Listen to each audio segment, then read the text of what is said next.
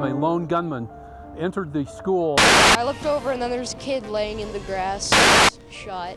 I think I was just in shock to believe it was actually a gunshot. The cops came in and took us out. It was a real situation instead of just a drill. Just kind of scary. We've had 6 school shootings between 1999 and 2013 in Colorado. And that's 18 killed and 34 wounded. So when people tell me that these are rare events, well, there's one about every 2.3 years since the Columbine tragedy. To me, that's not rare. 18 killed, 34 wounded in school shootings in Colorado. Begs the question, do your kids know what to do in case a shooter walks into their school? Experts say they should. A 9 Wants to Know investigation found many don't. 9 News crime and justice reporter Anastasia Bolden has spent months asking all 178 school districts in Colorado what they're doing to keep kids safe. Students scatter as a man with a high-powered rifle opens fire. When the thing actually happened, a promise is a powerful thing. I said, well, I promised the kids I would do something, so I did.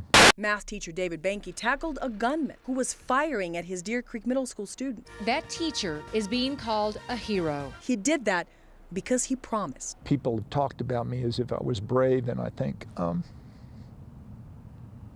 no, I was calculating. I calculated and made sure that I could take him down at the safest moment possible. That day, it wasn't only the promise that pushed Banke to act, it was the training. By the time the shooting happened, the school had been doing lockdown drills for 2 years. It's important training for the kids to do. It's important for them to do it young so that when they get to middle school or high school, they know what to do. Remember, we did a lockdown kind of quick. Teaching kids what to do. It's really important that you're not talking at all. Teaching them to be as safe as possible. If they try to push on the door, we ignore all of that. Is part of the school's promise. Lock down, lock, out of sight. It starts with making sure that your students and your staff know what to do in a crisis. John McDonald is responsible for the safety of all students at Jefferson County schools. They train all kids, all ages. Police officer, it's okay. You can come out now. Twice a year. There should be 2 active shooter drills, lockdown drills, that involve students and staff to protect themselves if that threat arrives on their doorstep. If the district that experienced Columbine and Deer Creek does this kind of training, you'd think all schools would follow its lead. But 9 Wants to Know found they aren't, and no one is keeping track. Only 75% tell us their preparedness plan includes how to respond to an active shooter. Less than that say they train their students and staff more than once or twice a year, with nearly 40% refusing to tell us how often they train, or train less than once a year. But probably the most disturbing thing we've found, 2 school districts have not conducted this kind of training.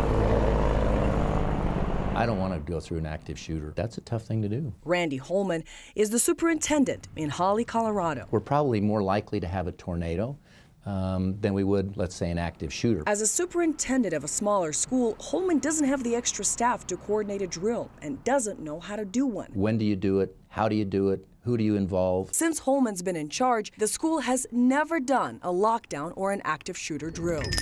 I know we need to do a drill. I know that we need to keep up. Do you have a separate department for school safety?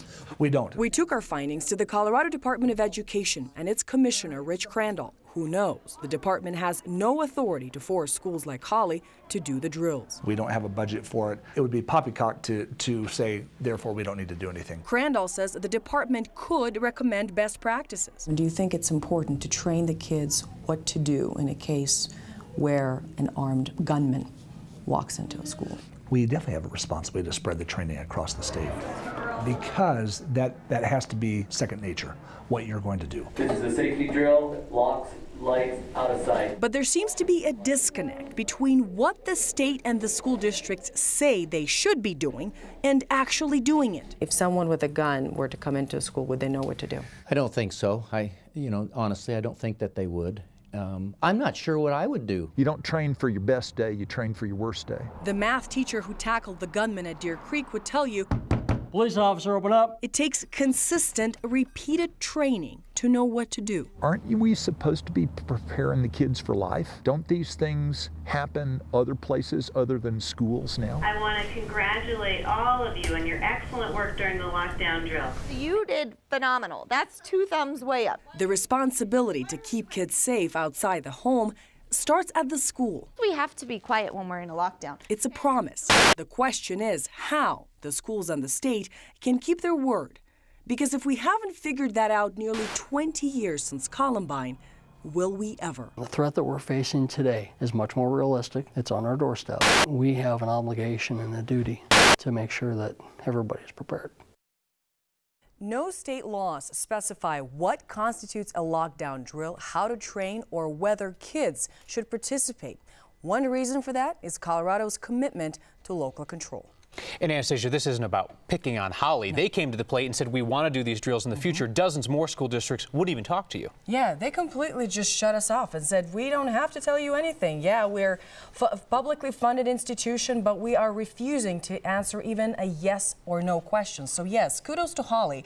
And it's not because the superintendent doesn't want to do it. He gets that he has to, but between coaching kids, being a superintendent, trying to find extra teachers after a bunch of them quit, he just hasn't had the time and he doesn't have the resources and the expertise. I mean, they are 4 hours away from Denver, so it would take someone driving there and helping them out. Sure. And so now the state doesn't compile this information, so you compiled and you took it to the state. Yes, I took it to the state and I said, listen, here's what's going on. Are you disturbed by this? And to the credit of the commissioner, a brand new commissioner of education, he said, we're going to do something. And we asked just recently before the story was airing, and he said that they have been doing something already. So the commissioner asked the department leadership to begin working on how CDE can do more to ensure schools are safe. They can't legislate it, they can't make anyone do anything, but at least they can do best practices. We're going to start talking about some solutions tomorrow night. Yeah. Anastasia, thank you. Thanks. It's really about life safety. So I think that there's a lot more that could be done than is currently happening. A 4-month 9 Wants to Know investigation found some of Colorado's schools have never done an active shooter or a lockdown drill, drills that experts believe could save lives. And the state doesn't have guidelines for schools to use in training. 9 News Crime and Justice reporter Anastasia Bolton is asking if this is really how Colorado wants to approach school security and whether changes are in order.